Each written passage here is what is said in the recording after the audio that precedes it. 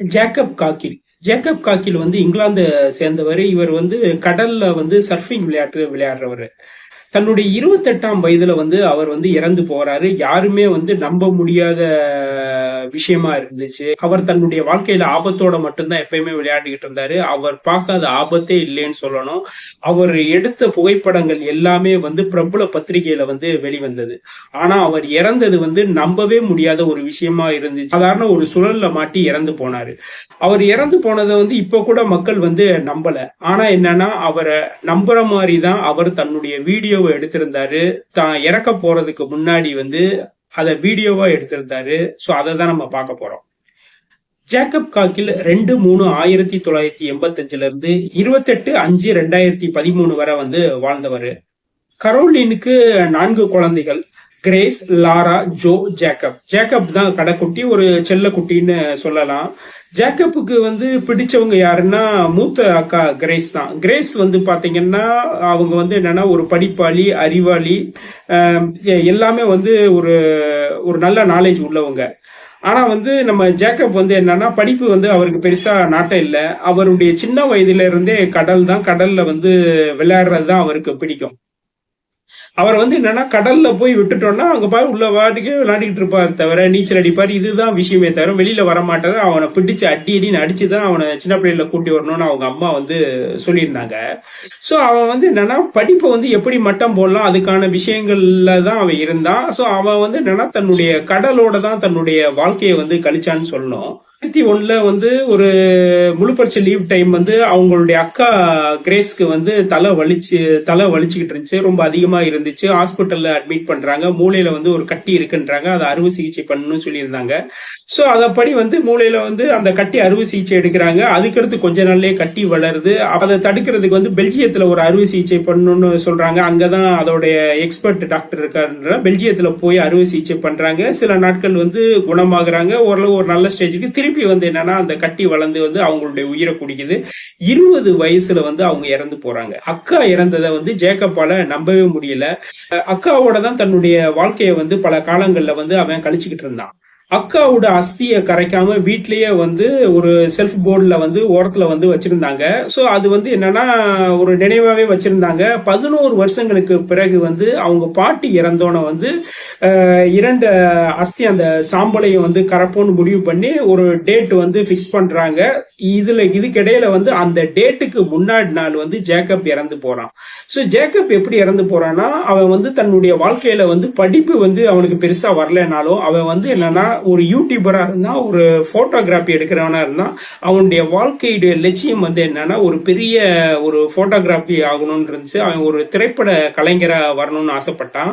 அதுக்காக டெய்லி ஒரு 10 நிமிஷம் வந்து மனசை வந்து ஒருமுகப்படுத்தினான். அவனுடைய புகைப்படங்கள் எல்லாமே ஆபத்தானது. அதாவது கடல்ல வந்து இந்த நீச்சருக்கு விளையாடுவாங்கல்ல, சோ அந்த மாதிரி மேல வந்து அலை போகும். சோ அந்த மாதிரி வந்து இவன் வந்து ஃபுல்லாவே போறது. சோ இவன் ஃப்ரெண்டு ஒரு 4 பேர் இருக்காங்க. அவங்க வந்து போட்டோ எடுப்பாங்க. அவங்களும் இவன் கூட போவாங்க. மாத்தி மாத்தி போட்டோ எடுத்துக்குவாங்க.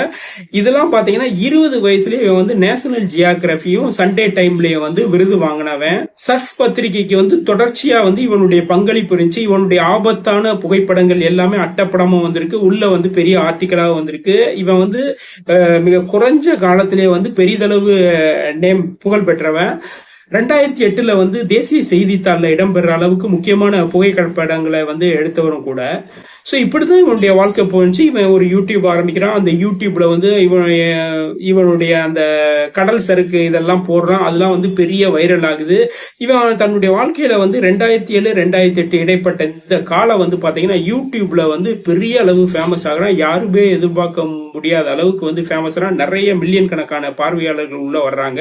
சோ இது மூலமா இவன் ஃபேமஸ் ஆகுறான். யூடியூப்ல இருந்து இவனுக்கு மாதிரி இப்படிதான் அவனுடைய வாழ்க்கை வந்து போய்கிட்டு இருக்கு. எல்லாமே ஒரு ஜாலியா பொழுதுபோக்கா தான் இப்படிதான் போய்கிட்டு இருக்கு. இவனுக்கு வந்து ரொம்ப பிடிச்சது வந்து பெரிய அலைகள் பிடிக்கும். அலைகளுக்கு இடையில எப்படி வந்து சறுக்கிக்கிட்டு போறதுன்ற விஷயம் இவனுக்கு அத்துப்படி. ஹெல்லுல வந்து அவன் இருக்கிற பகுதி ஹெல்லுல வந்து ஒரு ரயில்வே பாலத்துல இருந்து கீழே வந்து குதிச்சான் தண்ணிக்குள்ள. சோ இது வந்து என்னன்னா யூடியூப்ல போட்டு போலீஸ் இவனுக்கு வந்து எச்சரிக்கை வார்னிங் கொடுத்தாங்க.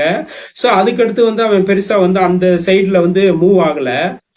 பென்சன் துறைமுகத்துல வந்து 3வது மாடியில இருந்து கீழே தண்ணிக்குள்ள விழுகிறது. இந்த மாதிரி வந்து ஒரு ஆபத்தான விஷயங்களை மட்டும்தான் இவன் பண்ணிக்கிட்டே இருந்தான். இவன் தன்னுடைய வாழ்நாள்ல பல விருதுகளை வாங்கியிருக்கான், பல போட்டிகள்ல வந்து வெற்றி பெற்றிருக்கான். இவன் இறக்குறதுக்கு சில வாரங்களுக்கு முன்பு லண்டன்ல நடைபெற்ற போட்டியில வந்து வெற்றி பெற்றிருக்கான். அதுக்கடுத்து அண்டார்டிகாவுக்கு போறதுக்கான ஒரு பயண போட்டியிலையும் வந்து இவன் வெற்றி பெற்று 28,000 அமெரிக்க டாலரையும் அவன் வாங்கியிருக்கான்.